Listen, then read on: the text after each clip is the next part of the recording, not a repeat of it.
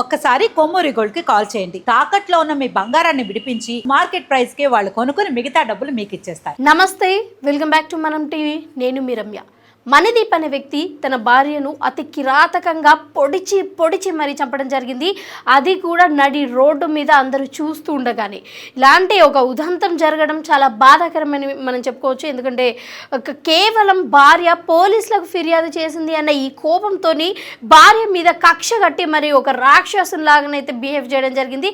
అసలు ఇంత దారుణంగా ఒక భార్య పట్ల ప్రవర్తించడమే కాకుండా మధ్యలో ఎవరైతే ఒడ్డొస్తారో వాళ్ళందరినీ కూడా అంటే పొడిచే ప్రయత్నం చేశారు. ముఖ్యంగా దానికి సంబంధించిన ఒక ముసలతనికి కూడా ఒక చేతి మీదనైతే గాయం తగలడం జరిగింది. అంటే ఎవరైతే అడ్డుకోవడానికి వస్తున్నారో అడ్డుకున్న వాళ్ళందరినీ కూడా ఇలానే తోసేయడం కానీ లేకపోతే షాక్ పెట్టి బెదిరించడం కానీ ఇవన్నీ అయితే చేశారు. అండ్ ముఖ్యంగా అసలు మనం అక్కడ చెప్పుకోవాలి అంటే అక్కడ బస్ స్టాండ్ మీద అయితే తను ఉంది. అక్కడ ఒక బస్ ఎక్కి వెళ్ళిపోవాలి అనే దీంతో ఉండగా అతను వచ్చేసి సడన్గా అంటే కత్తి ఆల్రెడీ ముందే వేరే దగ్గర కొనుక్కొని వచ్చి మరి అంటే దానికి ముందే రెడీ అయిపోయాడు చంపేద్దామని. సో దానికి ముందే కత్తి కొనుక్కొని వచ్చి చంపేద్దాము అని ఈ ఘటనలో అక్కడ ఉన్న వాళ్ళందరికీ ఏమీ అర్థం కాని పరిస్థితి. ఇంకా ఆ సమయంలోనే కత్తి తీసి ఎవరైనా సరే చిన్నగా కొంచెం బెదిరింపులాగా స్టార్ట్ అయ్యే ఈ గొడవను చూసి భార్యాభర్తల గొడవలే మనకెందుకు అని అనుకున్నట్లయితే ఉన్నారు.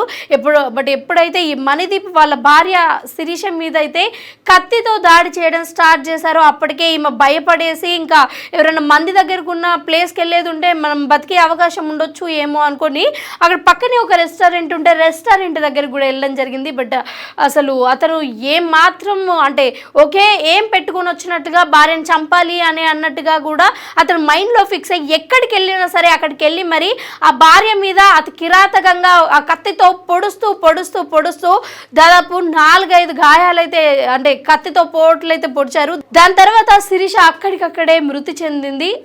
రక్తాల పాలు కూడా అయ్యింది అని మనం చెప్పుకోవచ్చు. బట్ అక్కడ ఆ రెస్టారెంట్లో ఎవరైతే ఉన్నారో అక్కడ కుకింగ్ చేసే వాళ్ళు కూడా ఆపే ప్రయత్నం చేశారు. బట్ ఇతను చాలా బలంగా వాళ్ళనైతే తోయడంతో అయితే వాళ్ళైతే పక్కన ఉన్నారు. అంటే ముందటికి ట్రై చేసినా సరే అక్కడ అంటే దొబ్బేసరికి అయితే వాళ్ళు పక్కన ఉన్నారు. బట్ ఇక్కడ మనం ఒకసారి అసలు అంత కిరాతకంగా నడి రోడ్డు మీద భార్యను ఒక కత్తితో పొడుస్తూ ఉంటే అసలు అక్కడున్న ప్రజలందరూ కూడా దాదాపు ఒక 10 మంది వరకు ఉన్నారు. వీళ్ళందరూ కలిసేది ఉంటే ఈరోజు ఒక నిండు ప్రాణం బ్రతికేది అని మనం చెప్పుకోవచ్చు. సరే, ఈ ఇష్యూ అంతా ఎక్కడ మొదలైంది అన్న విషయం మనం చూసుకున్నట్టయితే శిరీషనేమో జగ్గయ్యపేట, అలాగే ఈ మణిదీప్దేమో కోదాడ. వీళ్ళిద్దరైతే ప్రేమించి మరి పెళ్లి చేసుకోవడం జరిగింది. బట్ భార్య మీద ఉన్న అనుమానాలు, రీసెంట్గా వీళ్ళిద్దరి మధ్యలో వచ్చిన ఈ గొడవలు వీటన్నింటినీ పట్టించుకొని ఇంకా వాళ్ళ భార్యని వాళ్ళ ఇంటి దగ్గరే ఉంచుతున్నాడు. ఇవి ఎన్నిసార్లు కాల్ చేసినా సరే లేకపోతే ఏం చేసినా సరే ఈమెని ఇలా ఇంటి దగ్గర నుంచి అయితే మళ్ళీ కోదాడకు తీసుకొని వెళ్ళని పరిస్థితి అయితే అక్కడ నెలకొంది. అయితే ఈ క్రమంలోనే శిరీష పోలీస్ స్టేషన్కి వెళ్ళి అయితే ఫిర్యాదు చేయడం జరిగింది. దాంట్లో భాగంగానే పోలీసులందరూ కూడా ఈ శిరీషని అలాగే మణిదీప్ని అయితే పోలీస్ స్టేషన్కి పిలిచి వీళ్ళిద్దరికి కౌన్సిలింగ్ ఇచ్చారు. ఈ కౌన్సిలింగ్ ఇచ్చిన తర్వాతనే ఈమె వీళ్ళ ఊరికి వెళ్దాము అని బస్ స్టేషన్కి వచ్చింది. తనేమో వెంటనే వెనకాల బైక్ తీసుకొని వచ్చి ఆ కత్తి కొనుక్కొని మరి ఇంకా వెంటనే ఇంకా బస్ ఎక్కాలి అన్న ఈ తరుణంలోనే అటాక్ చేయడం జరిగింది. అసలు ఇది ఎంత బాధాకరం అంటే ఎందుకంటే మనం నిన్ననే డిస్కస్ చేసుకున్నాము.